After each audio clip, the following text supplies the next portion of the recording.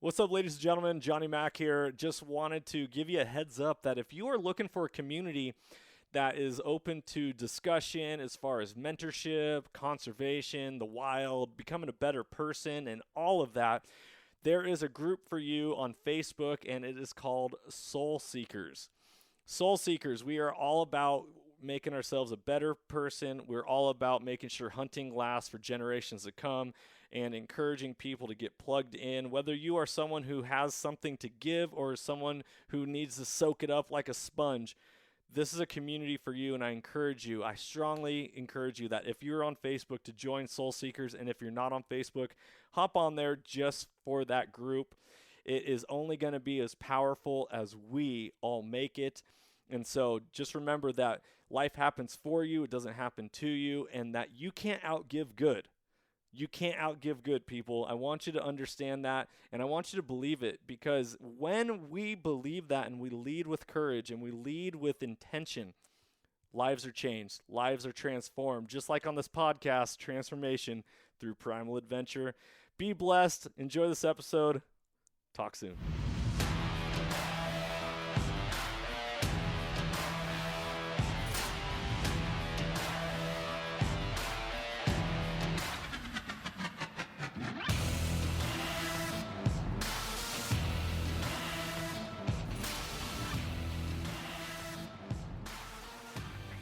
Welcome, ladies and gentlemen, to the Soulful Hunter podcast. I'm your host, Johnny Mack. Through this podcast, I'm on a mission to transform lives through primal adventure and to spread my mission of mentorship as conservation. This podcast is powered by Washington Backcountry, a resource for all hunters, both new and old. To find out more about Washington Backcountry, go to wabackcountry.com or search for Washington Backcountry on Instagram, Facebook, Twitter, and YouTube. The Soulful Hunter podcast is also proudly presented by the Crazy Elk Company. Based out of the state of Washington with products made in America, they are providing solutions with gear to problems you didn't even know you had. Their tag wallet is one of those solutions, and I had the pleasure of using it on all of my hunts this last year, and it is now a mainstay in my kill kit. The tag wallet is a water-resistant zippered pouch that comes with its own reusable zip ties to safely and securely store your notch tag for quick and easy access. For more information, go to crazyelkcompany.com and use the code SOULFUL with a capital S to save 20% at checkout. Be blessed, everyone, and as always, stay soulful. Ladies and gentlemen, welcome back to another episode of the Soulful Hunter podcast. I'm your host, Johnny Mack, and today I am joined by a legend. An absolute legend that he's laughing while I say this right now, but if you guys don't know who Ray Livingston is, He's a celebrity. he is a celebrity. It's time you know, because it's time to get after it and introduce the world to Ray Livingston. However, Ray, you already gave yourself an introduction to the world of who you are on season 6 of Alone, which if you've never watched that show, everybody, you got to check it out, because Ray, number one, he's a savage, just an absolute savage when it comes to what you can do with the human spirit and creativity and courage and all that. But there's so much more to talk about. Ray, how you doing, brother? I'm always good, just living my best life daily. I love Enjoying that. it out here in the northeast corner of the state. So on your bio for Alone, it says that your hometown is Vancouver, Washington, but you actually live up in Kettle Falls now? Yeah, I do. We moved a little bit over 2 years ago, and in my parting comments as I left the show, I was like, I can't do city urban life. I couldn't, and I was fortunate enough to get back, and my wife felt the same, and we realized we had everything we needed to live our dreams, and we pulled stakes and moved up here. That is so awesome. Best decision you ever made, huh? Amen. How'd you pick Kettle Falls out of all locations? Well, we worked on Zillow looking for locations, and we had, you put your parameters in, and we wanted some decent acreage at a reasonable price point, and we really wanted to stay within an hour or two of the Portland, Vancouver area, but we couldn't afford anything that was close to what we wanted. So the Zillow had a ton of red dots up in this corner in the state, and Angie was like, it's too far away from the family. And I was like, Happy wife, happy life.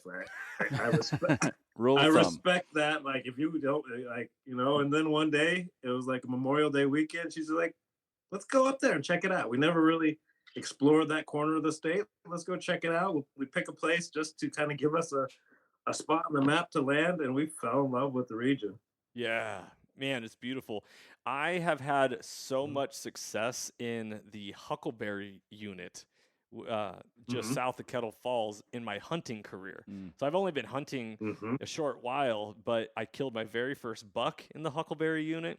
I killed my very first spring bear in the Huckleberry unit, and I killed my best deer to date also in that unit. And it's a great area. I mean, it's nothing to drive from where I'm at now to home and see 50, 60 deer, 100 turkeys.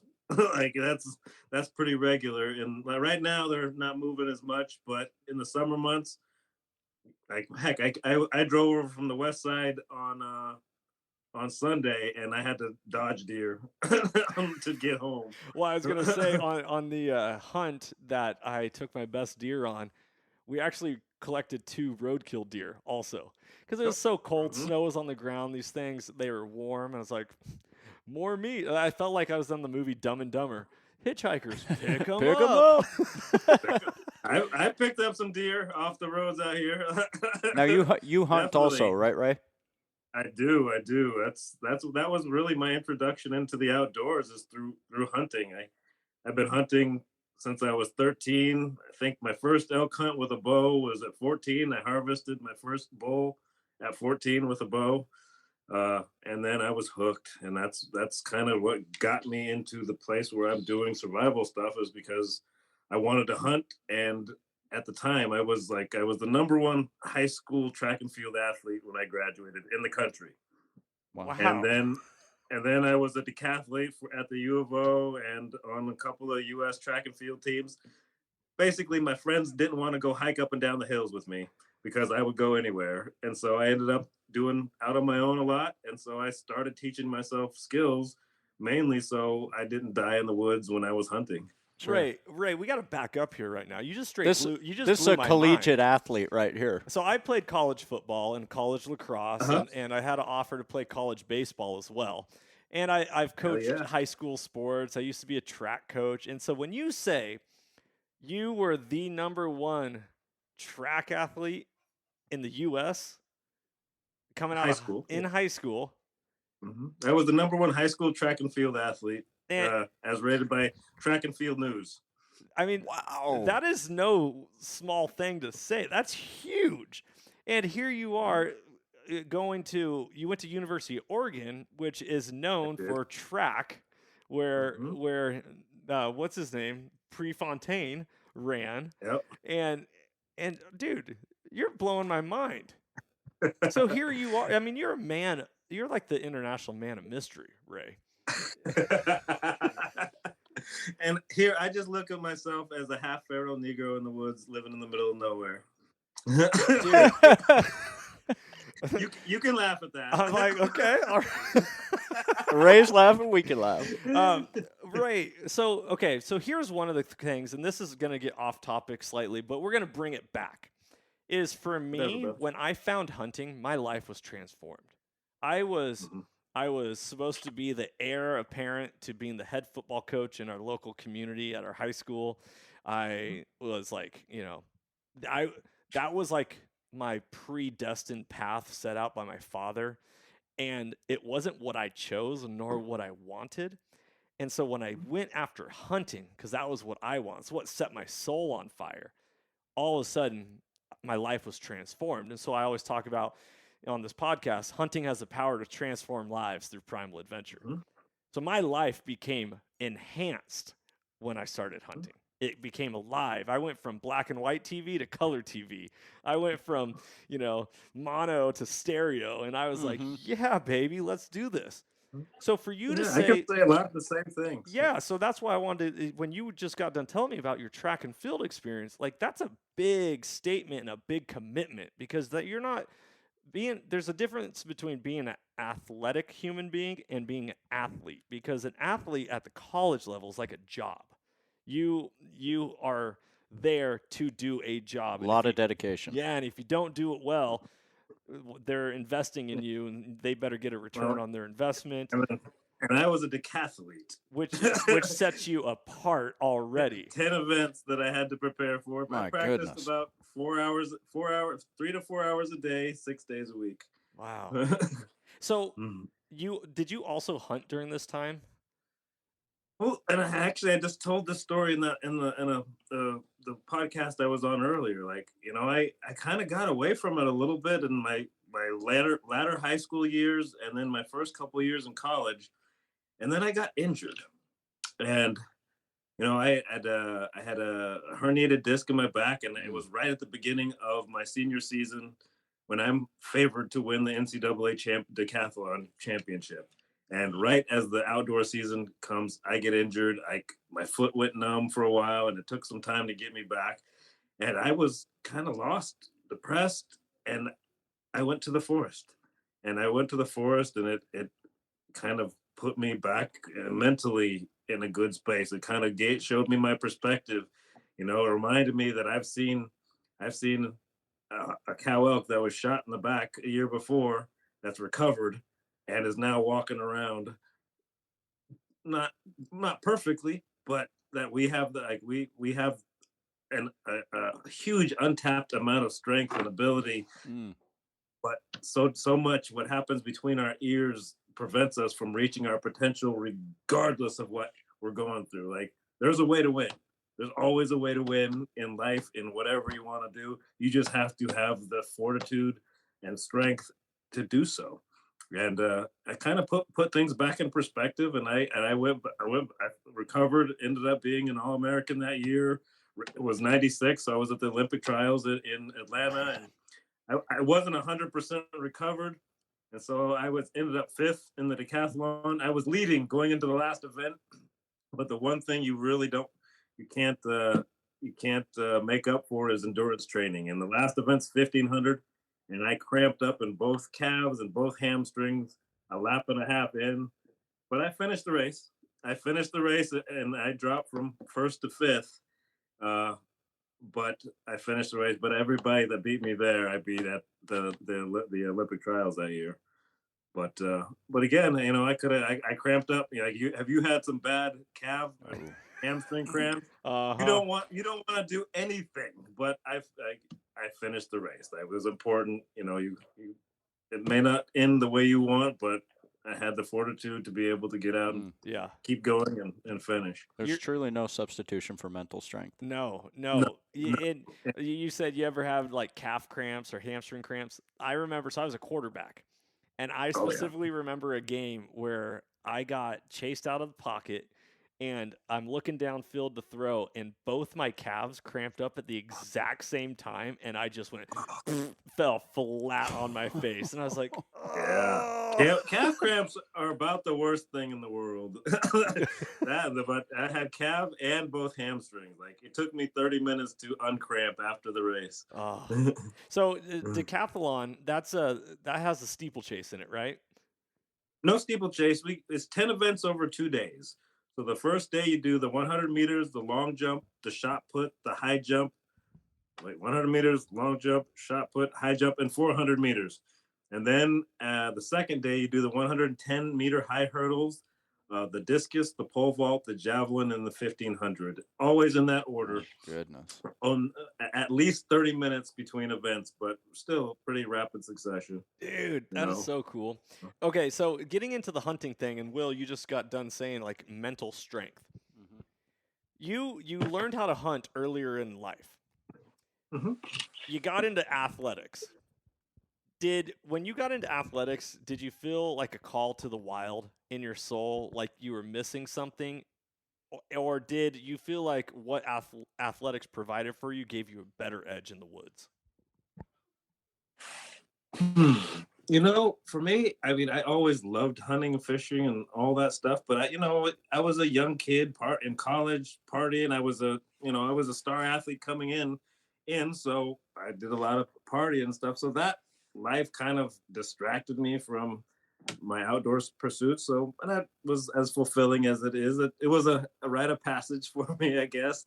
we had a lot of fun, but definitely, when I got injured, that was my fallback. That was my place for peace, and I think growing up hunting probably did give me an advantage because, when you're hunting, especially at a young age, you develop the ability to think strategically. You're not looking at, I mean, you're trying to get a quarry that you have no idea where they are. So you started to think strategically.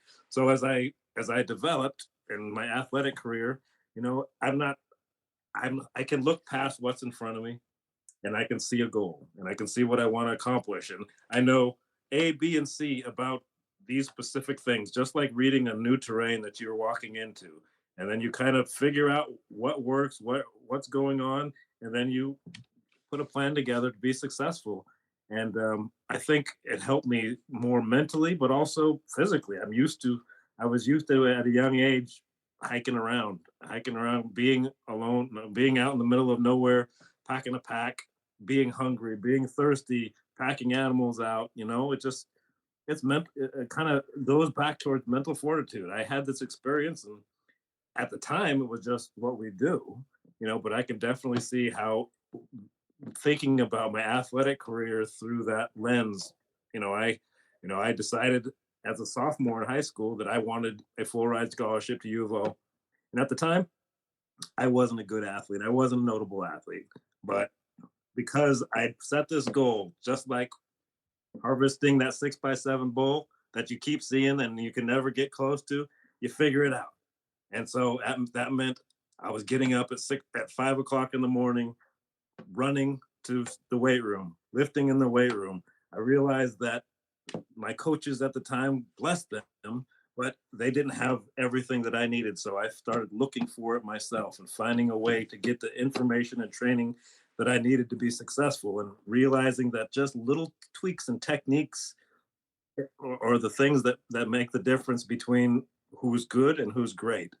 And that goes for just about any area of your life. Once you have a mind that sees the goal and understands the problem, and you can figure out the way to success, whether it be business, whether it be athletics, whether it be hunting, and especially hunting, where you're matching wits against another intelligent being, then you're going to be more successful if you approach them systematically and from a logical point of view, and don't throw out some of your intuition as well. Speaking of intuition, I feel like that's one of the biggest qualities that helps hunters and helps people in life, and yet they ignore it. And Yeah. here we go with like conspiracy theories or whatever, but like the calcification of the pineal gland and all of Yes, that, yep. and here we are like psilocybin and mushrooms and exposing that third eye and like getting in tune with nature. There's a lot to be said about that, and yet that's not taught in Western world. No, and I actually believe in very much so in all those things. All of my largest animals that I harvested happened at a time where I was at a particularly significant level spiritually and connected with the place that I was in. All of them. My 6x7 bull I shot a couple years ago, this humongous blacktail I shot, and a couple days after that, like I did the work. Like that blacktail, I was snowshoeing for 4 days in 20 inches plus of snow. And on the 5th day, I decided, you know what, I'm gonna take a day off. I'm gonna go and commune with nature. Went into town, got some food, came up, actually stripped down butt ass naked except for my boots, and just I just stood at the top of this hill and just for about 30 minutes.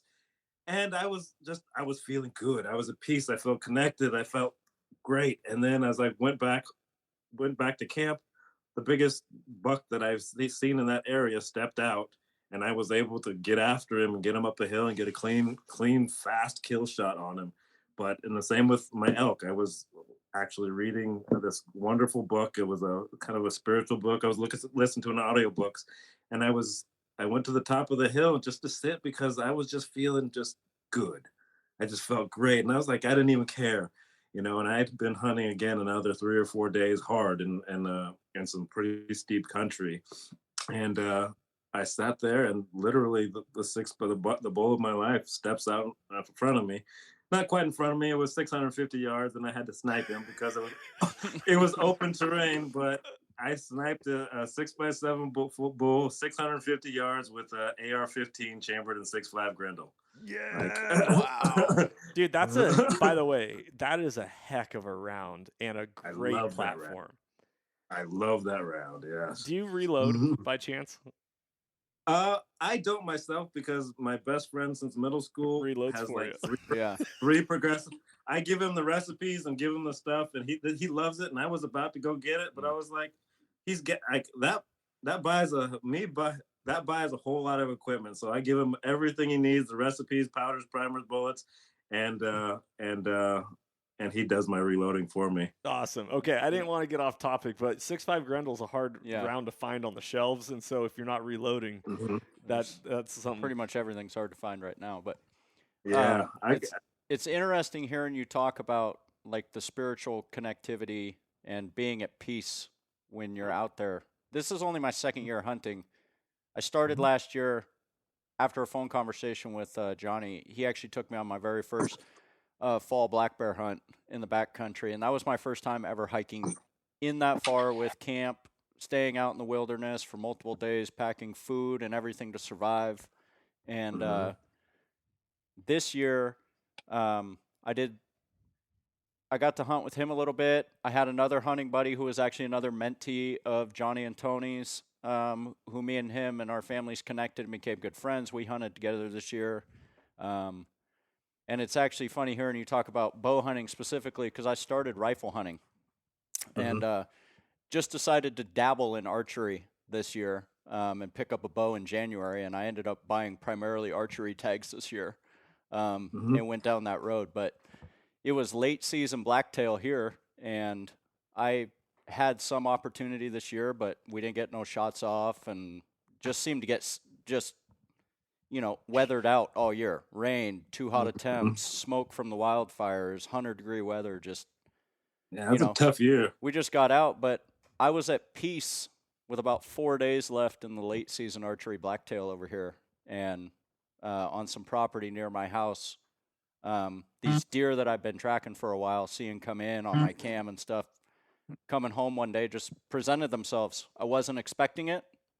I was just at peace with how things were going for the year and what it was going to be, and they presented themselves, and I had my first archery big game kill this year. Awesome. And my 7-year-old actually spotted them, so it was just awesome. It's interesting just hearing you talk about being connected, and Johnny preaches all the time, like expect the unexpected, and, things have to line up for these things to happen. And then when I look back, there were so many things that lined up for that harvest to happen. And when you look at the history of hunting, from the modern sense, a lot of people, especially a lot of newer hunters, like I have a good friend that does some guiding. He would guide these people, and they work for some pretty big companies, and they come out and it was a whole different experience. But when you look at where hunting started, like there's a great YouTube video called what is it? I think it's The Dance, and it talks about it's a video of the San Bushman tribe in Africa, and they're the oldest genetic gene pool of humans still left on this world, and their connection with nature is literally supernatural. And the dance is a kudu hunt, where only on the absolute hottest days of the year, they find a kudu and they start running. Oh yeah, they run it down. Wow. And they chase it, and this is like over 4 to 6 hours, because the kudu will sprint off, and they finally wear it down to the point where the animal has no more energy, and it stops, and they shoot it. But while they're doing that, they're literally tracking the animal while running across the desert with all kind of other animals around. The Native Americans, the connection and the intimacy that they had with the wild world, the forest, led them to being more successful. And as we were talking about intuition, like the more time you spend in the field, even in a non-hunting capacity, you start to understand the landscape. You start to understand why animals are where they're at. You start to see the signs, and the more of that you see, it becomes an intuition. Like, where do I pick to start my hunting? You're driving around and you're like, oh, that area looks good. Now, why does it look good? Your intuition's telling you that looks good. It may or may not be, but you get in there. And I had this experience this year. I hadn't hunted near my house. And so I went out and I found an area and I started scouting around. The first thing I do is try to get away from people, but that's not always possible. But I went in and I went to about 2 or 3 different areas, and I just managed. I started looking for the sign that I was looking for, and I started realizing there's a concentration of sign in one area. Okay, my first question is why? Why does this area have more sign as compared to the rest of the areas? Went to the topo maps. Okay, it's a big saddle. It's a low point between 2 huge drainages. Makes complete sense. And then I started looking at, the rubs and scrapes that I was fighting. And I was like, there is a huge deer here. I mean, if there were elk in that area, I would have thought it was an elk scrape. It was that big, and an elk rub. And so after spending that first day scouting around, I went back the next day to the area where I saw the concentration of sign, and I found a 180 class whitetail, a buck in there. I mean, enormous, but it's, that intuition, that understanding, that time in the woods. Like, people say, what can I do to be successful? And I tell them the best thing you can do is go spend some time in the woods in the area that you plan to hunt. Go walk it, get to a point where you understand what is going on in that ecosystem, because it'll be different 2 ridges over. But if this is where you're going to plan to hunt, you become a student of that area, understand the animal movements, and then your success is going to be you're going to have a higher level of success. But it kind of goes back to doing the work. Yeah, being able to look at the picture down the road and then go get it. Yeah, the woods come alive the more time you spend out there. Because I hadn't spent any time in the woods, and after doing a little bit of stuff with Johnny and some other guys, I all of a sudden I can be. The first time I went on a little bit of a scout with Johnny, we were trail running. He's like, "We're gonna cover some miles today. We're gonna trail run." Yeah, okay, we're gonna run. So we get in and we started running, and he's like, it's probably going to be like a 10, 12-mile day. Like, we're going to get in quick and we're going to come back out, but I want to get up to the spot. And while we're running, all of a sudden he comes to a screeching halt, like somebody rips the brakes on the train, right? And he was like, see the sign right here? And I was like, how did you see that? It blends in and you were running, dude. Ever since then, the first bear I spotted on our bear hunt, I spotted the first bear of all of us on our bear hunt off of a simple thing he told me, which was just, look for something that's not natural, an ear flick, a dark spot, just something that doesn't seem natural. And I just saw something disappear in the green that I swore I saw a black spot. Bear, I don't know, 1,500 yards across the way or something. But ever since then, I just catch it. Sign, rubs, game trails, animal, prints, tracks. It's funny. just... When you drive around with somebody that's not used to looking for animals, you see the difference in what they see. It's amazing. Once you get in the field and you understand and it imprints on your brain, what you're looking for. Then you can see it running. You can see it driving. You can see it at a high speed, because whether or not you're really even looking for it, it's pretty cool. So yeah, our brain is such a powerful tool that we do not tap into all of it. What is it on the movie Wedding Crashers? He's like, I feel like we only use 10% of our brains or 10% of our hearts or whatever it is. But the point is it's the most powerful tool we have, second to our body, but they're in combination. So with that being said, anything's possible. Just figure it out. Give yourself enough time. There's a phenomenal hunter. His name's Ryan Lampers. He goes by Stealthy Hunter on social media. Okay. And he kills the biggest animals all the time, consistently. Every time. Consistently. He's actually from the state of Washington. And so I had him on the podcast. I was like, Ryan, tell me, how is it that you are always killing these animals consistently and all that, because there is a little bit of like this luck and natural progression, but like a consistent percentage. And he says, well, I don't go on a hunt unless I have 7 to 10 days to dedicate to it. And when he said that, a light bulb went off, and I was like, aha, there you go. Because at 7 to 10 days, you get to know that area. 100%. You get to be, cliche. You get to be one with that area. Well, I've watched a lot of Ryan's stuff, and that's exactly what he does. If he's going to go for 7 days, he only hopes he needs a day or 2 days tops to actually get in and get the kill. He'll sit for 5 days and just glass and take inventory and see exactly what animals are doing. And he won't make a move, even if he sees a class size anything. He will just sit and watch, remember, do it again tomorrow, and then I'll come back in a few days, and once I know it's locked down, see what the wind's doing and everything, and I'll go in and make a move. I think that understanding that specific thing changed me as a hunter. Understanding you don't have to. I think I busted enough animals when I was young and had no success, no shot, and they heard me coming, that I realized sit back and watch. And once you understand them, then you set up a plan. Like, okay, I seen this bull 3 days in a row doing this. Okay, now I got a plan that has a higher potential for success.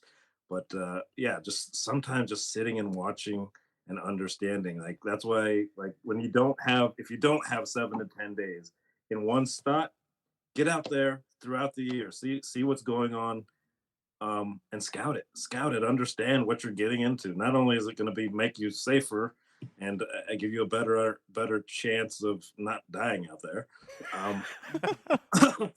but also you're going to have a better understanding of where, when you see that animal and it runs off, oh, they're going right over to Blase Blah Creek. If I circle around here, I can get there and in the right wind. But if you don't have that foresight and knowledge, what you end up doing is chasing an animal that knows you're there, and you're just chasing them deeper and deeper, and you're not going to catch up with them. Interesting. I love that. I have so many questions that I am going to hit you with right now. I see, reading your bio for Alone, it says that you're a philosophy minor. You have a degree in philosophy. I wish I majored in philosophy. Okay, so you're a deep cat. You are the quintessential soulful hunter. Welcome to the Soulful Hunter podcast. This is Ray Livingston. I mean, you might as well be the guest host to this podcast because you are soulful. When it comes to, and I'm tying this into your hours in the field concept and the philosophy, you ever heard of Malcolm Gladwell's 10,000 hour rule? No. Okay, so he wrote a book. And the concept of it, the premise is that it takes 10,000 hours to reach mastery of anything. So if you want to be a master at something, it takes 10,000 hours. You want to be the best hunter, you got to put 10,000 hours in the field doing it. You want to be the best track and field athlete, you got to spend your 10,000 hours doing it. And there's, what is it? The juice is worth the squeeze concept, right? You got to put it in to get it out. That being said, when you're in the field and you're talking about immersing yourself in nature and you're talking about standing on a ridgeline and just your boots going, how does your philosophy background play a role in this, and the third eye and the connection to nature and that's a huge question, but please unpack that as best as you can. Yeah. Well, for me, I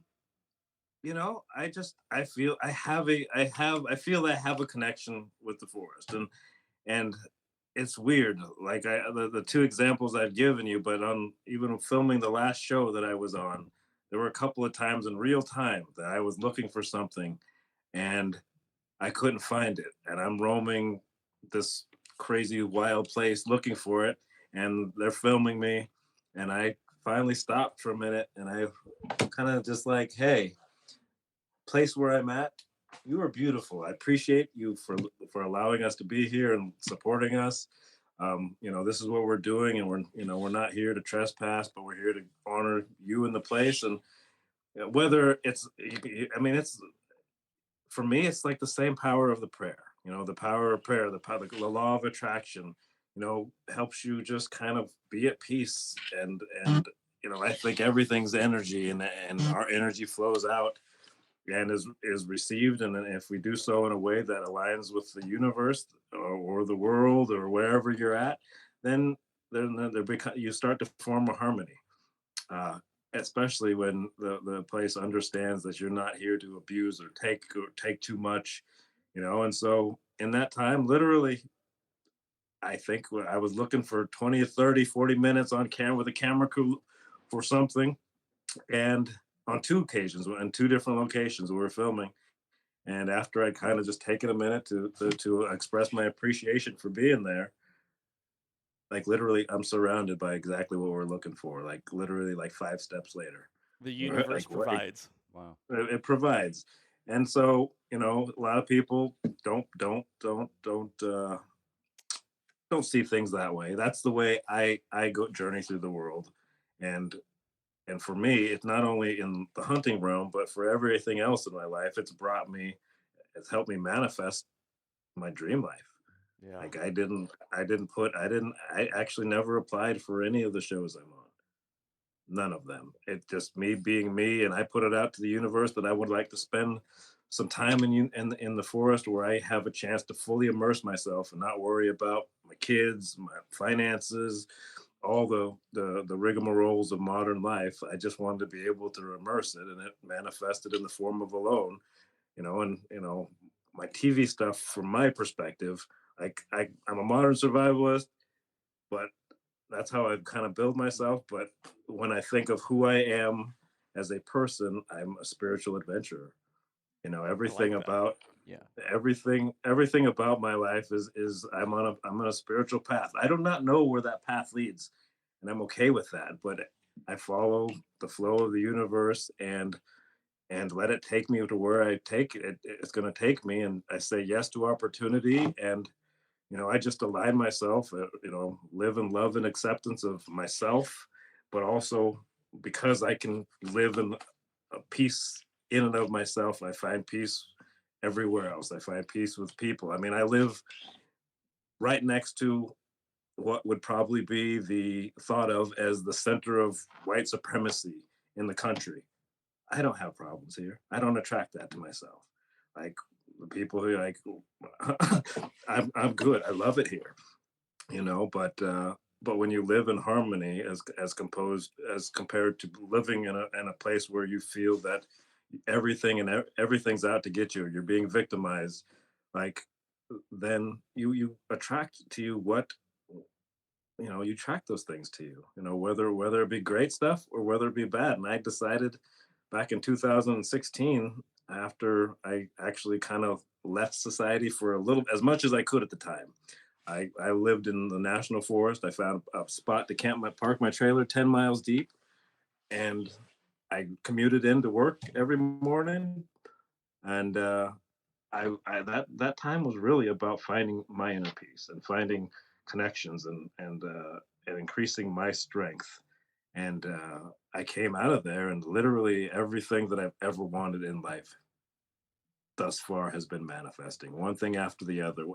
There's hardly a day that something, like, I get random checks in the mail sometimes. I get invited to the TV shows. I find the animals of my dreams. I get to see remarkable things in remarkable places, and it's all because first and foremost, I found peace within myself. And because I did that, I'm able to project peace to others and project love to others, and look into nature and see the connectivity of everything, see how I I fit in, and when obviously when you feel that you're connected and you're part of it, even if it's just a feeling, throw off the mystical stuff. But even if it's just a feeling, you feel connected, you feel part of it in nature, you feel good about being there, then you blend in better than if you're this random city guy that's fighting the bushes and the things and the mosquitoes and everything. Like, then just by the nature of you being uncomfortable in that environment and not feeling that you fit in to the environment, you're more obvious because your actions say that. So whether it be mystical or spiritual or it be practical, you're a better hunter when you feel that connection. There's an old 70s song, maybe it's a 60s song. You don't always get what you want, but you get what you need. Yep. Man, Ray, you are just all good vibes, man. Brother, I had a day and a half today. A day and a half. And part of the reason why Will's over here tonight is because of the day in which I had. I feel, well, I'm a believer, and I preach, and I'm a proponent of life happens for you, not to you. Mm-hmm. And life is easier said than done. And the moment that you're put in those positions, it fucking sucks. And and at the same time, quoting one of my favorite TV shows that I don't ever watch anymore because I don't really watch TV, but there's a show called Suits, and this guy named Harvey, he was a lawyer, and he's like, when someone pulls a gun on you, you pull out a bigger gun. And I feel like that is the concept of like, there's no way out. You just got to be ready to go. And the immersion of not fighting, don't fight everything. And I think this is in the spiritual realm, like in churches or religion, I don't really like to use the term religion, but surrender. When you see people put their hands up in the sky, that is a vulnerable position to be in. And you say, okay, you got me. Take me. Here we go. Let's let go and let God, as they say, right? Amen. And amen. Yeah, man, this podcast couldn't come at a more timely opportunity than tonight. So this is phenomenal. I'm truly enjoying it. Yeah, and I think before 2016, when I found my peace, I was one of those people that, like so many people, you focus whatever happened to you today. It's easy to focus on the feelings of frustration, anger, contempt, whatever it is. But what I trained myself to do is kind of get past that. Okay, this thing happened. There's nothing I can do at this point to prevent this thing that has already happened from happening. It's happened. I'm screwed. Okay, what do I learn from it? And that's my default now. Why did, if everything happened for a reason, why did this happen? What was the lesson in here? And you may not get the answer. You may not have that answer for years. But one day, generally, you'll be doing something and be like, that's why this happened. Aha! You'll have that aha moment. Whatever you went through today, bless you. Hopefully it turns out better. But there's no hope. There's no hope anymore. It's going to turn out better. That's the thing. Going to. That's the truth. My life is awesome now. From now on, yes. It's always been awesome. It's just a matter of looking at it. Yep. And so, I mean, that's the same. Like, we need to tie it back to your hunt. Your hunt, I don't care who you are, your hunt is not going to go how you planned it when you were dreaming about it the day before opening season, ever. And having understanding and knowing that, and even going in with an open mind and open plan, to understand that, you may have seen this buck at this spot every day, but the day that the season opens, it's not going to be there. And you're going to probably have to figure out something, or you're not going to get the shot you want. I remember one time I was hunting outside of Oak Ridge in a late season. It was early when they first started doing the late seasons and elk was open. It was a late archery hunt. It was a little bit of snow there. And I get down there and I've got a 4x4 buck, blacktail, sparring over a doe with a forked horn. And I've got a herd of elk. I could shoot both from without taking a step with it. Like the elk were like 40 yards out. The deer were moving around 20 yards. I'm sitting up there and I go to go to put my release on my bowstring, and my serving is broke. No. I don't know, shooting it, and this was before I was using string loops, and so I'd attach my release right to my string. Well, I attached it, and it slipped out. I was using a ball bearing, a true ball bearing release, and it slipped out. And I was like, "What?" And I saw my serving was broken. Tried to fix it, and I got a full draw and tried to fire an arrow, and it went like through. Oh. You know, and I was frustrated. And I literally could have, without moving, could have harvested. And those animals weren't spooked. They were. I tried to launch a couple of arrows and realized that there's no rhyme or reason to where they're going. And so and they were sitting there looking at me, just looking at me. And so, but I just sat back and I watched them. I enjoyed watching them for a while. I watched the bucks, what they were doing, where they were going. Watched the elk. I learned the escape route for the elk in the area, the major travel corridors. I learned a lot from that encounter, and I went back there and ended up harvesting a deer out of that area later. But it's like it's all about, like, it can be a sad story, or it can be part of your success story. Hey, every failure is a building block of success. Fail forward. You man. see these people that are doing everything, and I guarantee they failed 1,000,000 times, 10,000 times before they got it right. Yeah. And it's just a matter of how you look at it. And if you get down yourself and get in the dumps and I'm screwing this, I'm not doing this anymore, I'm not putting this effort because it's not having, I don't see this immediate return of what I want, because like you gotta get through it, and that's in all areas of life. You take your failures, you learn from them, and you build on them. Absolutely. You're speaking my language, Ray. Speaking to you. You dirty dog. I freaking love it right now. Well, hey, the same was true when I met you. I was like, these are my people. I appreciate that. Your story made me think of like how you're a modern day survivalist. I'm like, dude, I can't believe you didn't make what is it, an addle, or whatever, and then just like figure out a way to get that arrow over to the animals. Yeah, I wasn't quite there quite yet in my journey. That's so awesome. It would have been a hell of a story.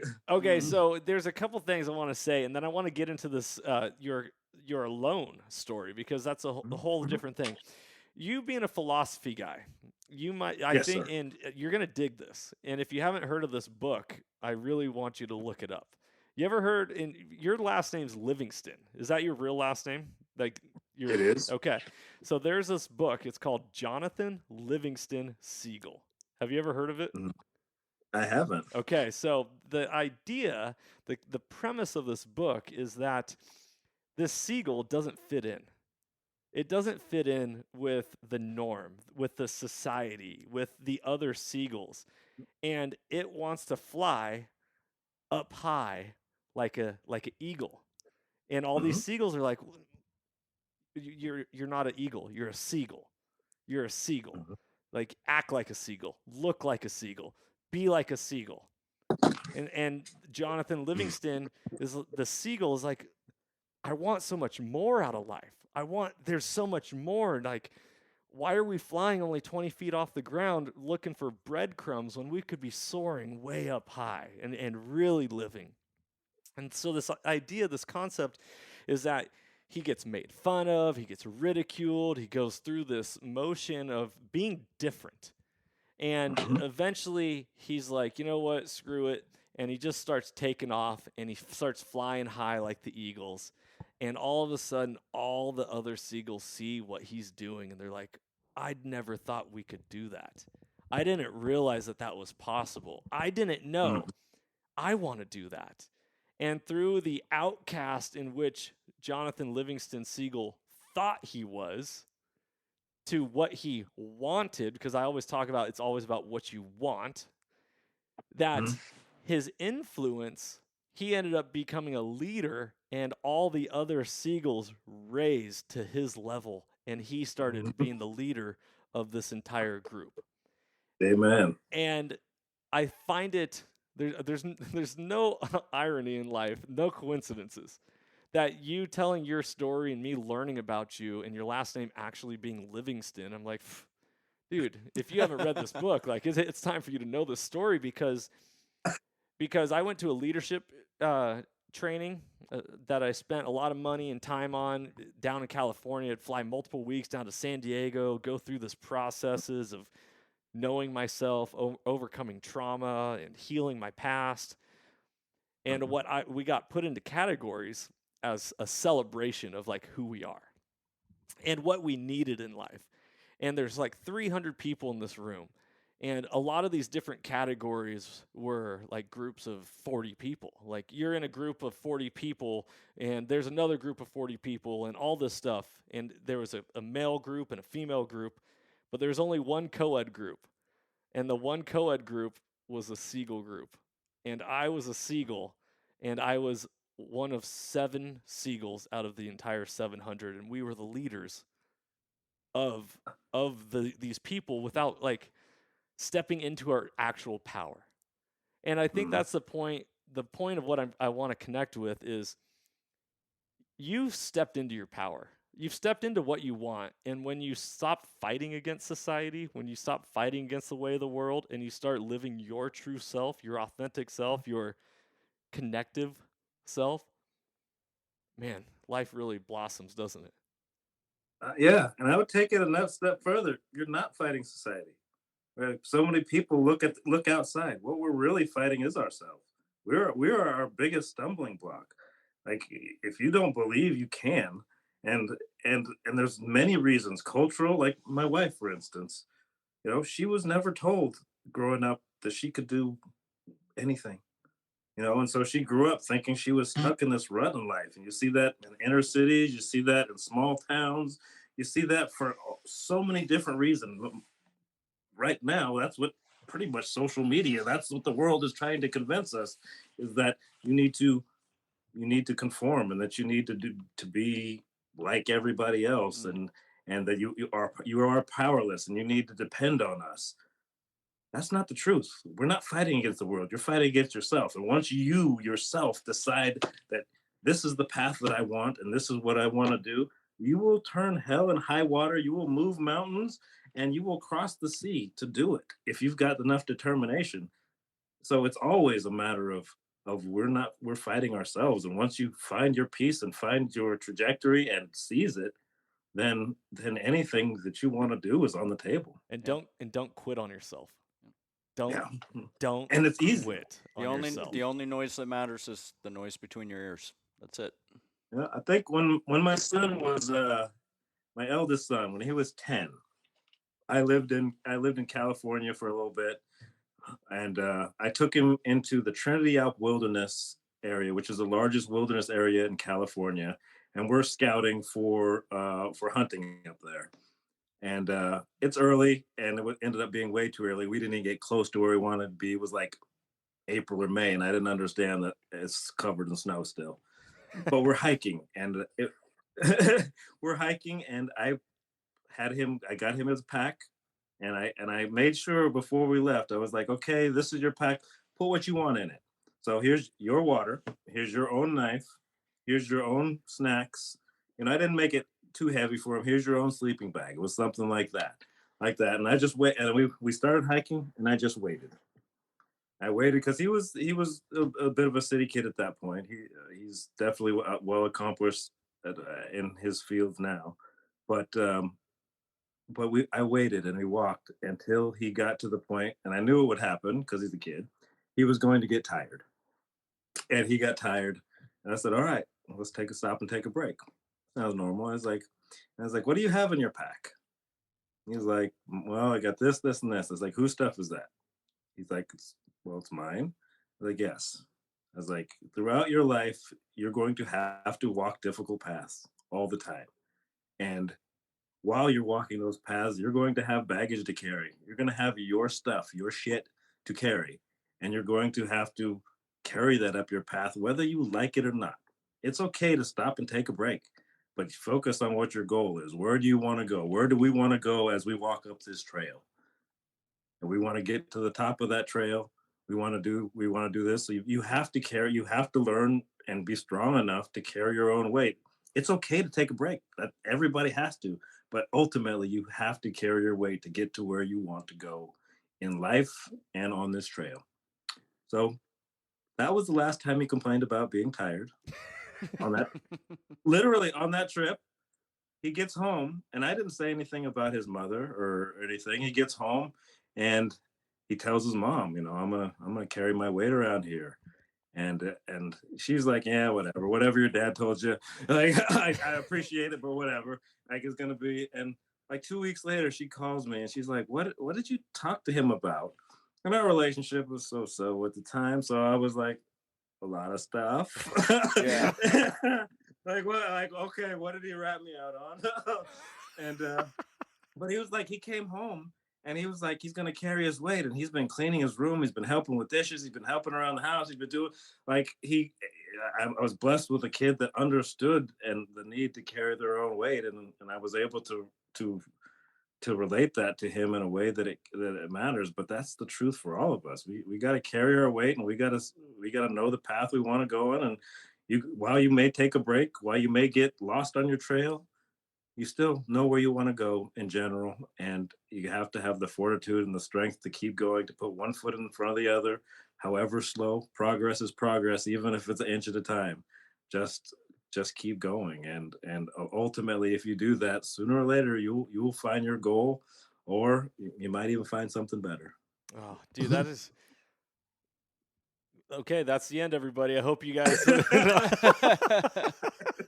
Ray, beautiful, man, beautiful. That's a great segue into what I want to talk about right here is your story about Alone. You being on season 6 of Alone, you made it 19 days. Yep. And you tapped out on your own accord, not because of any mechanical injury or anything else. What's your story? Tell the listeners if they haven't seen it, or even, like, give me the behind the scenes. I want to know, like, what was that like? I'm, like I said, I was just being my half feral Negro self and doing what I did. And I post my stuff on social media just to share what I'm doing. I wasn't after likes or followers, or wasn't trying to build a brand or channel. I do stuff that I think is cool, so I share it. And apparently, I think it was my big furry coat that I made. They caught their eye, and then they were like, "Who is this dude?" Made a cover photo. Yeah, I made that. I wanted a bear, and I was like, I've never shot a bear. And for me, I don't really have a big desire to shoot bears. I got one bear in me, and so I was waiting for the right bear. And I found the right bear once, and I wasn't able to get an arrow in him. But it was in the Trinity Wilderness where I took my son, and I had 300, 400-pound black bears 20 yards from me that I passed, because my goal was to find a bear that was big enough that I could peel his skin and I could put it on as a coat. That's savage. That is awesome.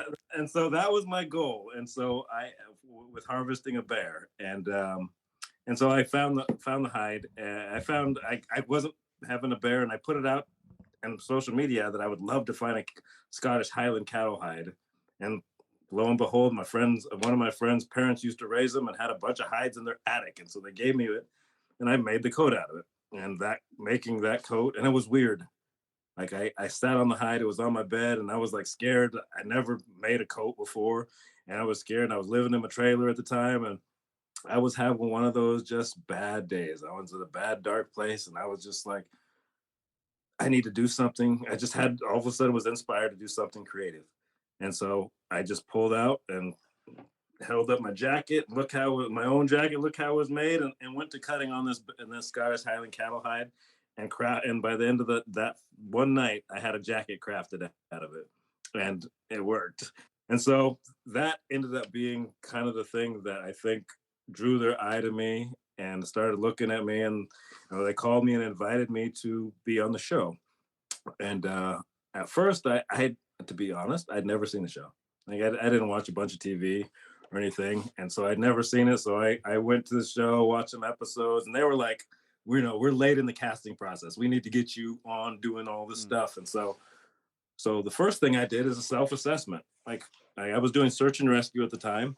I was a search and rescue canine handler, And so I picked up my pack, got in the car, drove down from Portland to Eugene, picked a random mountain road, and put a mountain random trail, hiked in with three goals: to build a shelter, to build a fire, and to build a trap of some sort. Shelter went smooth enough, I'm smart enough to kind of put a shelter together, so went pretty easy. With the fire, I failed like miserably. Like I realized what I had been carrying in my search and rescue pack to make a fire was woefully inadequate. So I was kind of like disheartened there. And then I'd made a beautiful trap and I couldn't figure out how to craft the trigger mechanism. So I had a failure there. And so I had watched most of the seasons that had been out at that point, and I was like, well, I didn't do this, and I was just like, screw this, I'm going home. I'll go do some research now and figure. And I was like, no, I can't do that, because you can't quit at this first sign of frustration. I came out here with a goal. I got to stay here overnight, and it happened to be in one of those glorious wind and rainstorms that we get so often in the spring. And so I was like kind of disheartened, and what I felt is that I felt what I saw on the faces of the people that were going through the alone experience. And so I kind of had a better understanding of what I would go through mentally as I went out there, and things didn't go my way. And so I made myself stay out there overnight, and it was miserable.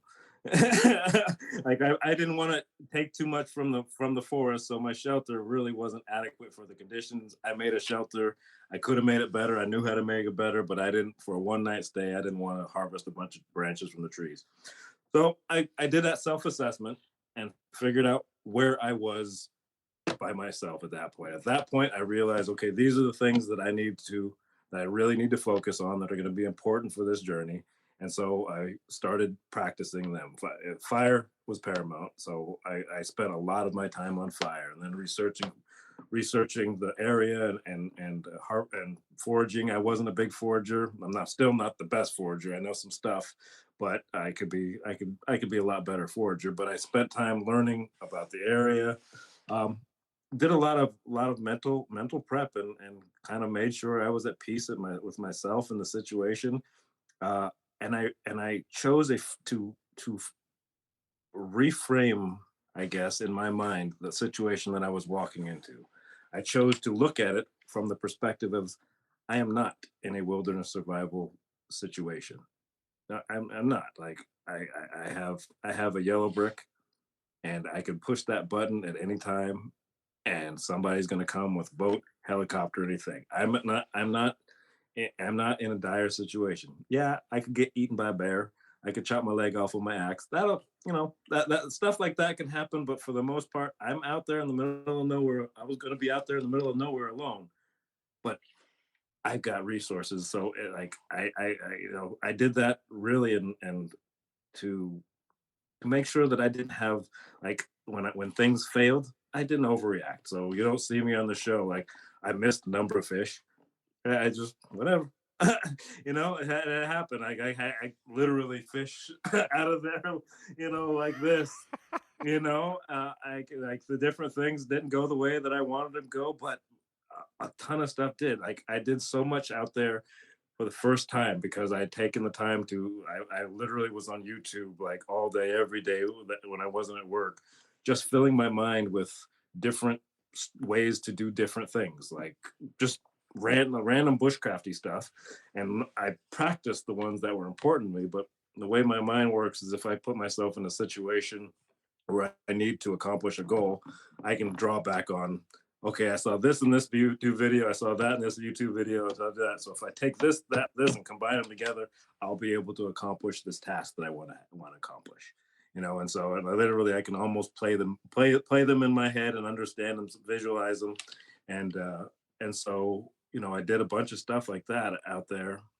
And I think I spent as much time preparing my mind for the experience and being alone. I went in open to do everything really, but with an open mind that I'm going to be open so I can send good energy back home. So everybody knows I'm fine. Wife's not worrying. She's knows I'm fine, but also feel the energy like everybody else is fine, like things are cool.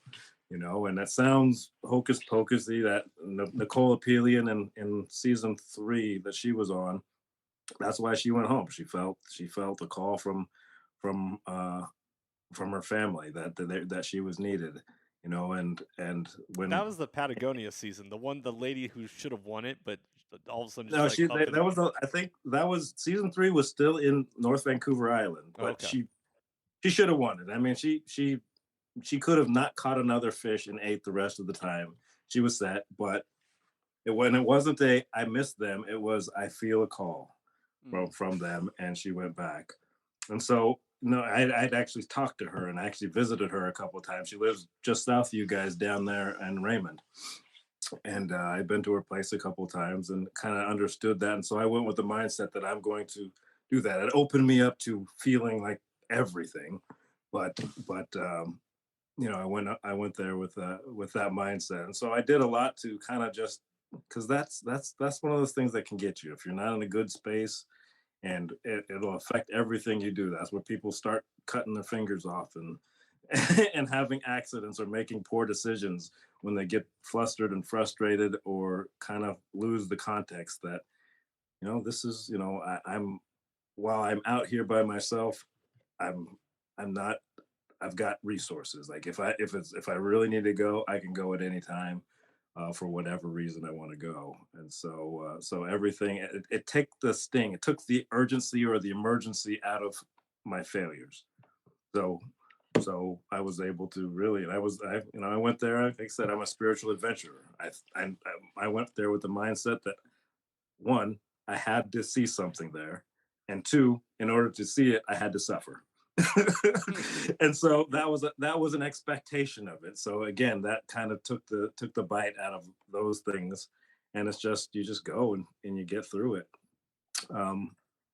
So So the 19 days for you was representative of what you went out there to seek.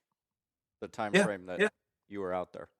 For me, yeah, alone for me, it never felt like it was a final destination. It was a stepping stone on my path to something more. I needed to see something there. I needed to learn something there, and I did. And I honestly, I didn't expect to be doing any more TV after that. And it's for some reason, God, the universe, God, however you want to look at it, wants my journey to be in front of people. For me, it's not about me. It's not about being famous. It's about me learning whatever the things that I need to learn on my path to fulfill whatever destiny lies before me and contribute. And I mean, obviously, if it's on TV in public in a way that people see, the only thing that I can ascertain from that is that somebody else needs to see it. It's not a point of arrogance or like I'm going to do something great. Like maybe they just need to see me cut the tip of my finger off, and they're going to have a reaction that leads them into saving the world from COVID. or whatever, like I how the butterfly effect works. Like I don't know why, but I know from it's my own intuition that I've got something to contribute, and for some reason that it needs to be public. And so I'm walking my path and saying yes to opportunities and going on the adventures and learning as much as I can from wherever I can. And it may just be for whatever's coming right now. That's kind of, I moved out right before the COVID hit. Like we felt like it was inspiration. Like we couldn't stand being in the city anymore, and it was to the point that we had to go, and it was very timely. But everything that I'm learning in the field on these shows doing is also preparing me for a life where I can't depend on the modern conveniences that we do have. And so I don't know what the end goal is. I don't know where I got no conspiracy theories, but I know on my path, I'm not going to share any conspiracy theories. We'll save that for when we stop recording. But on my path, I have the intuition that I'm being prepared for something. And so I'm trying to suck up as much information and knowledge as I can. And coming out of alone. Like I went 19 days. I was set up. I had a great shelter.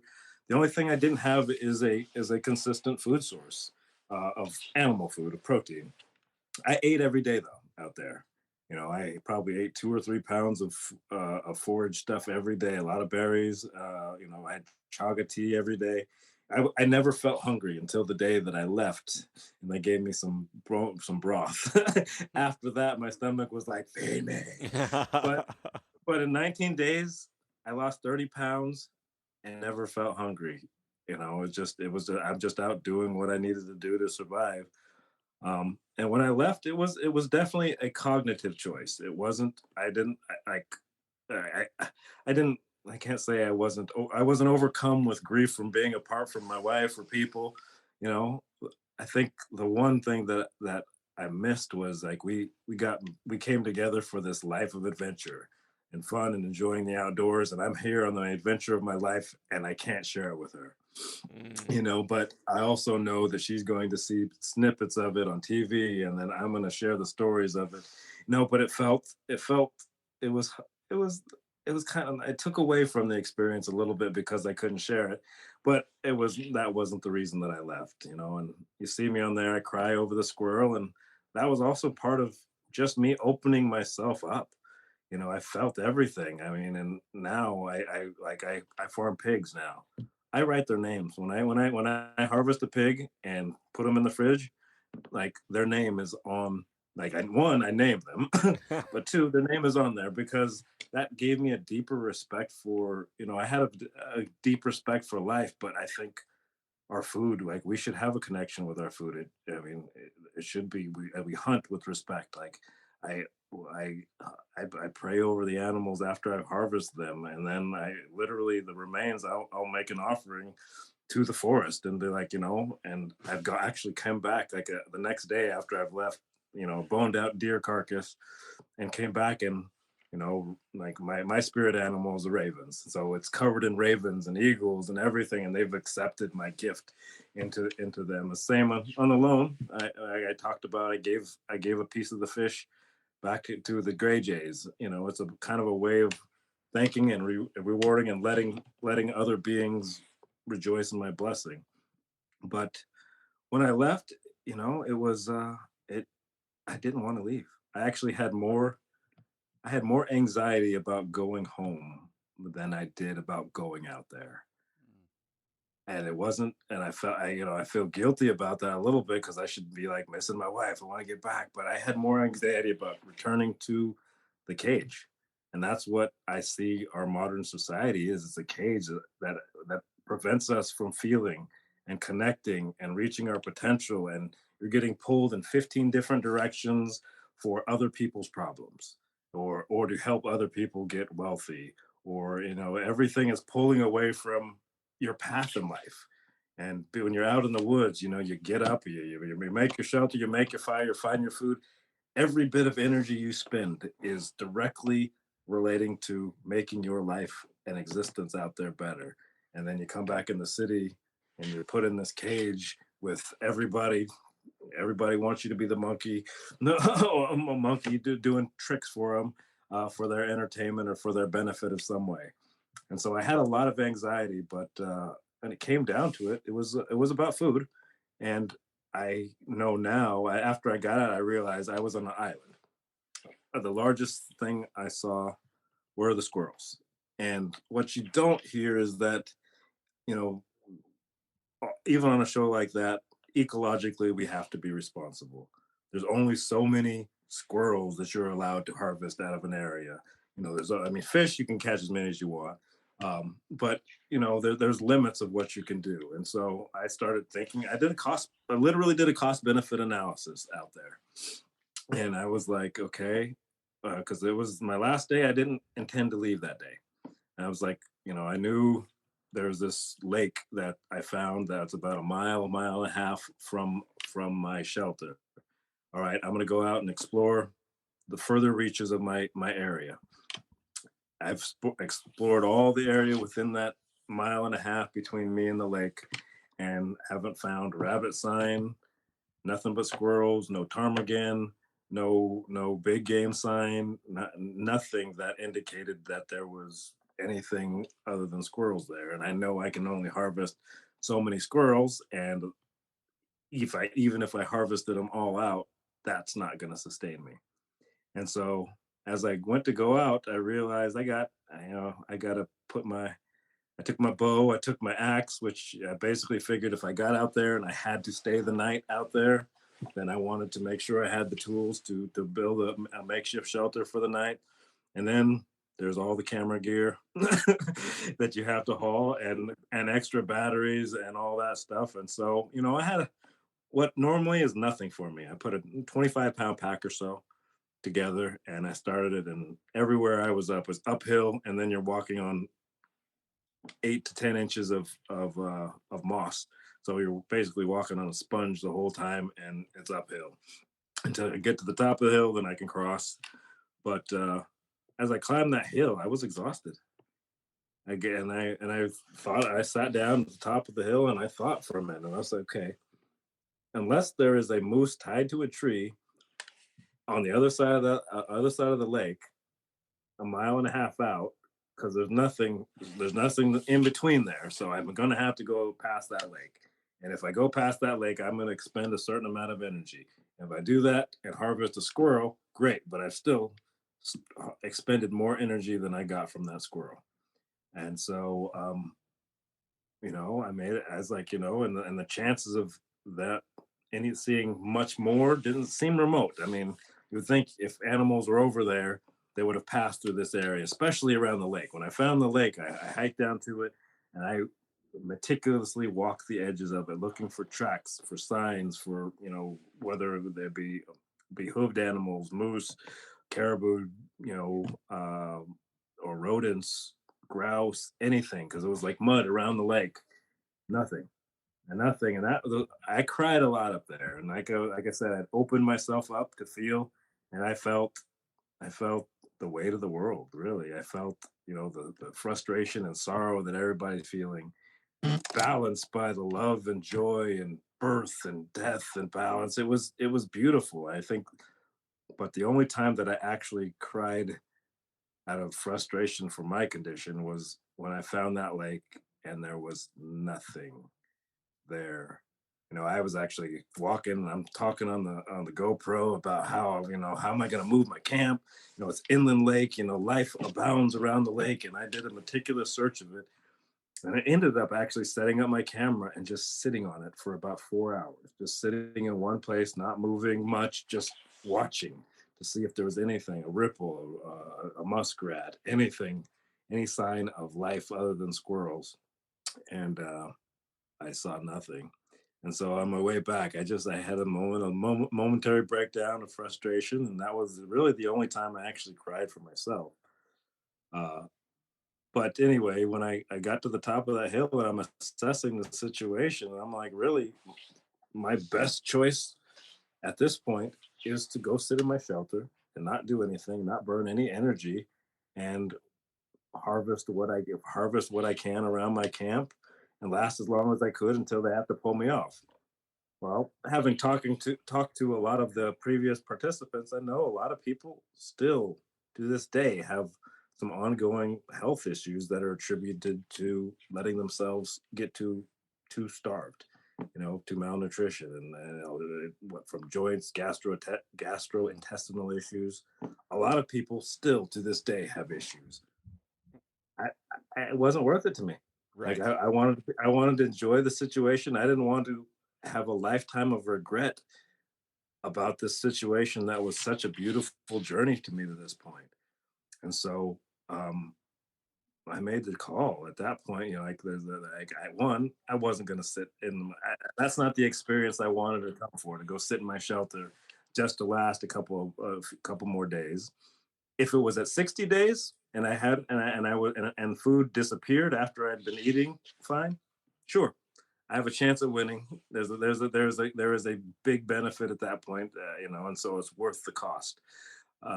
But at 19 days, knowing the people that were in the field, the other participants and their skills and abilities, I'm not going to win this.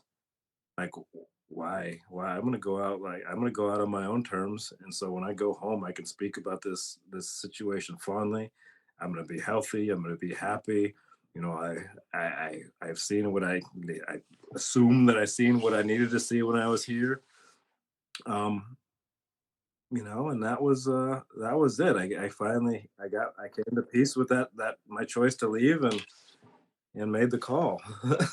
Can I interject here real quick for a Please second? go ahead. When I first started hunting, I just assumed, because I had no prior experience, that Mhm. if you just go into the woods, you're going to see animals. Mhm. And and when I say that, I was also in my 30s. You know, I wasn't like some kid. Right. As an adult, you know, because I backpacked. And even when I backpacked, like I didn't even know what a grouse was until I was 31, 32 years old. That was only like 6 years ago.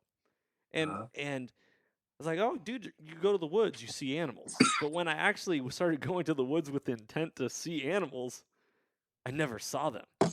And Mhm. it's really interesting that here you are as a seasoned hunter, somebody who knows your craft, and you automatically assume like, oh, dude, you're in a place where no one lives.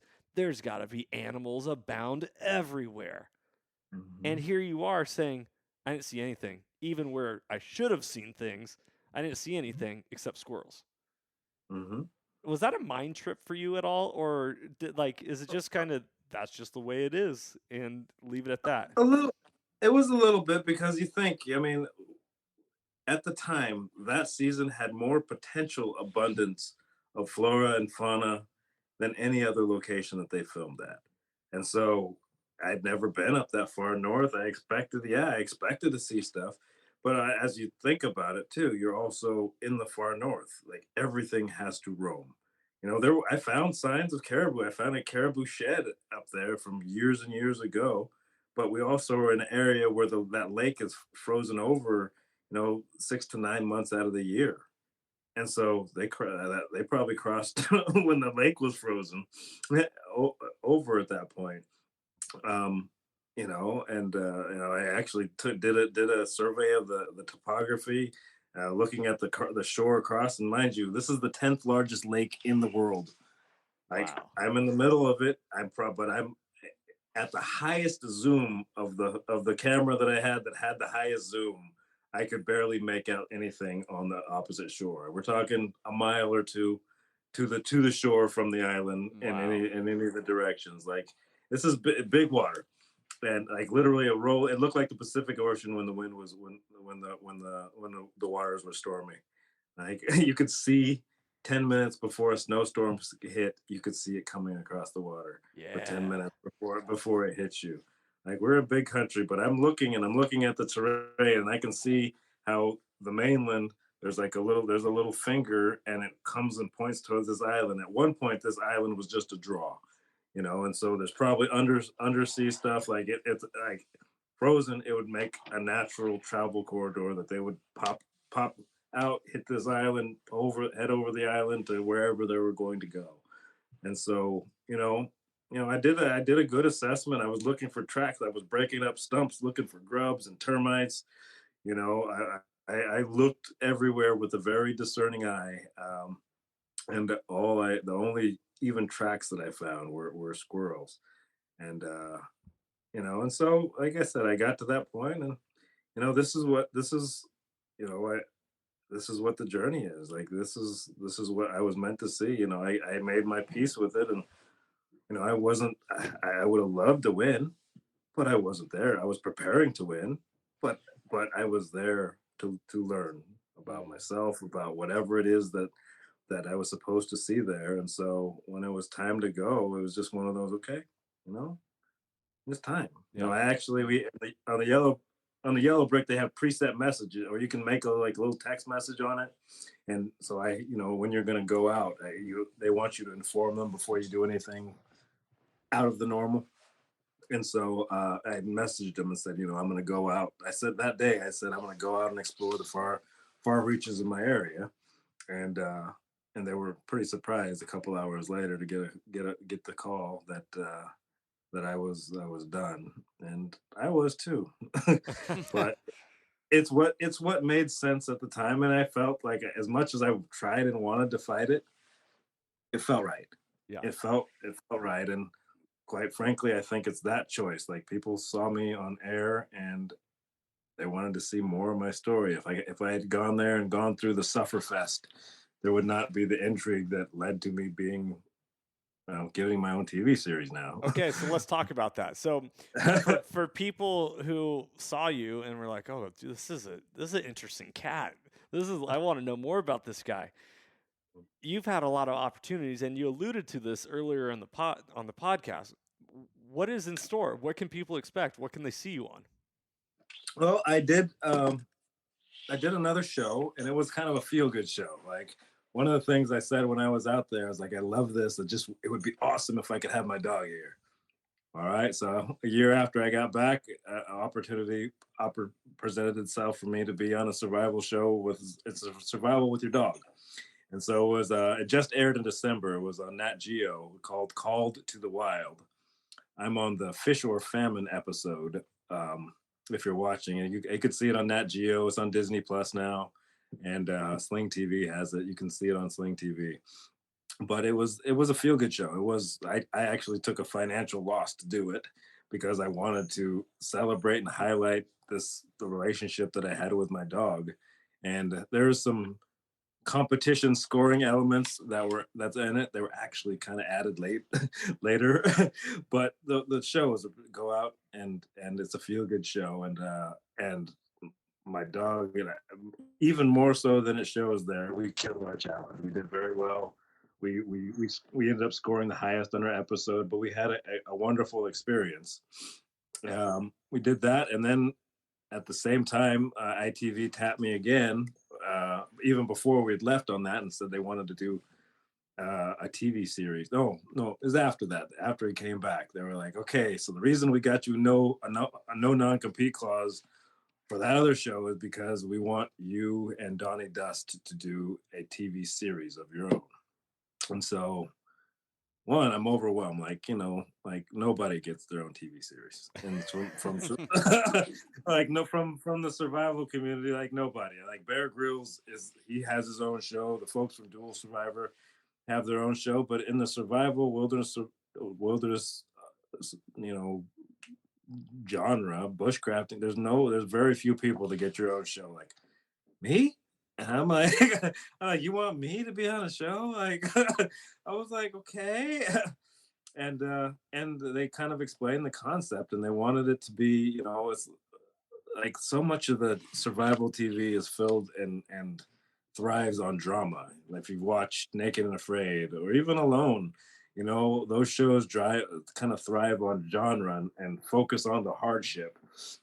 And this show, they wanted to show something different, something that would appeal to, like, it's hard. Like the last season of Alone, I was following and watching the comments in the Alone history group, and everybody's just like, we're tired of seeing these people just suffer, the whole time. And so it was real timely for us that they wanted this show to be about camaraderie. I say the show is something of a mix between the Dual Survival show, Name Your Buddy Cop movie, 48 Hours, Lethal Weapon, and then it's me and Donnie, so you have to throw in a little bit of Jackass into there.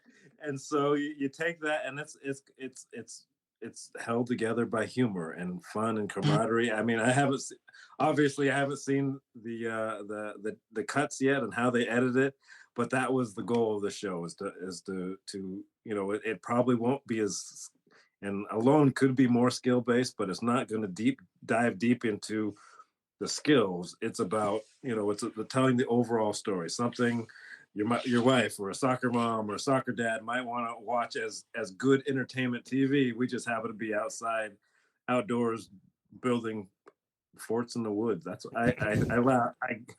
Clay Hayes, who won the last season of Alone, he came out as one of our people, our support people, in one of our locations, and he's like, we're kind of down a little bit, and he's like, you just remember, you're building, what you do is you build forts in the woods for a living.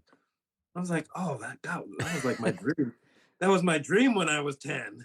Like, and so this show is supposed to come out fairly soon. We just did some of the last final touches for voiceover stuff and everything. But fairly soon is going to be coming out on the USA Network, and it'll be on the USA Network, and it'll either simulcast or roll over to Peacock TV afterwards, and so it'll be available to the masses. Yeah, I'm excited about it because it's not a sufferfest, and you have a chance for people to kind of, it's in depth. They get to see, it depends on how they edit, but we imparted a lot of our philosophy, our spirituality, our humor ourselves in it. It's definitely, we joked that at one point that 60% of what we filmed that day was dick jokes. Like, like we're just out there having fun. We went through some stuff. We went through some shit, and there were some hard times, but there were some, great successes in hunting, fishing, trapping. Like and it all came to, we're supporting each other through this. And, we had definitely our ups and downs, but, hopefully the way it comes out, it'll be a beautiful, humorous story. And they filmed it with prime lenses. Like it was annoying filming something, because if you're trying to do a project, okay, stop for a second. I want to change lens and get this in macro and this speed and slow motion and everything and we're still doing the thing. And we're like, you realize that I got to make 15 of these in order to complete this project. You can do it you can let me keep doing it, but no, the light's perfect. And the light's perfect, like the way it is. And so, but honestly, our directors of photography, our camera people, we're like artists. Like every lens was a new paintbrush, and they make whittling a stick look like poetry. Like Erica Scher and Jovan, just, I can't say enough about their artistry in filming. And I was honored to be a part of it, and and to be able to share my journey, my philosophy, the way, and have it caught on camera in real time. Like, what a gift. And when you walk a mystical path, oftentimes you doubt it. Like, is this real? Is this me just being a weirdo? And I do self-assessments all the time. And I'm like, it's just me being a weirdo. And as soon as I say that, something crazy happens. It's like confirmation. You're on the right path.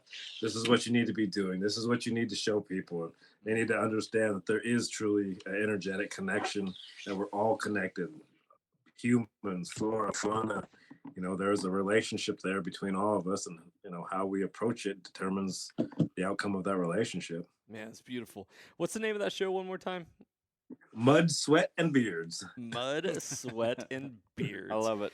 If you guys had like ice cold beers, that Mud, Sweat, and Beers as you're surviving, but with like a nice case of beer. God, they wouldn't bring us, no matter how much we begged for a beer, just one. Just like, come on, we'll share it. We just need a beer. We'll share it. Nope. Oh, there was no beers on their show. There was a number of beers every time we came out of the field. Yeah. but no beers in the show. I love it. Ray, you're an inspiration, brother. Thank you for being you, because being you is a light in this world. Kindred spirit, a beautiful soul. Absolutely. Yeah. Absolutely. Ray, how can people connect with you? How can they follow you if they got questions or follow up, or they want to know your story? Well, I think I'm on I got a TikTok, I got Instagram, I've got a couple of Facebook pages. My main page, I run out of friends all the time, so you can follow my main page. It's just Ray Livingston, but I've got Ray. I think it's Ray Livingston or Ray Modern Survivalist. I think it's Ray Livingston Modern Survivalist on as my fan page, and I try to post up there regularly and show what I'm doing. And most of it's funny or humorous. Sometimes there's some good spiritual stuff. I actually try to refrain from dick jokes because the network's watching. but it's a cool page. I got my the same thing. All my pages, if you look at Ray or Ray Livingston _ Modern Survivalist, that my YouTube page, my TikTok, my Facebook pages, and Instagram pages are all I have all that information. I have all that on there. And like I said, I have fun with it. Like most of the stuff, I'm not out trying to make a brand on those platforms. I'm out showing you me doing the stuff that I do and enjoy. And if I can inspire people, like, you know, I'm humbled that anything I have to say is found relevant by anybody. I'm just out doing me and trying to live my best life every day and encourage other people to do the same. Beautiful. Beautiful. Well, everybody, thank you so much for tuning in to this episode. I hope that you are inspired by this. I hope that you find something that you really could grab onto and apply to your life, not only in the spiritual realm, in the soulful realm, but also in the hunting application realm. Everybody, thank you so much. Go give Ray a follow. Go check out his new show, Mud, Sweat, and Beards, not to be confused with the ice cold beer. And get after it. Be blessed. Know that life is happening for you, not to you. Freedom on, everybody. And as always, stay soulful. If you enjoyed today's podcast, I'd love it if you could go ahead and give this a rating as well as subscribe. Also, you can check us out on Instagram under the Soulful Hunter Podcast. Make sure to tag us in pictures and posts and use the hashtag Soulful Hunter. To find out more about the Soulful Hunter Podcast, go to soulfulhunter.com and be sure to follow the podcast as we are going to be bringing you a lot of great information, insight, and changing lives through primal adventure. I look forward to connecting with you on the next episode. Stay tuned and stay soulful.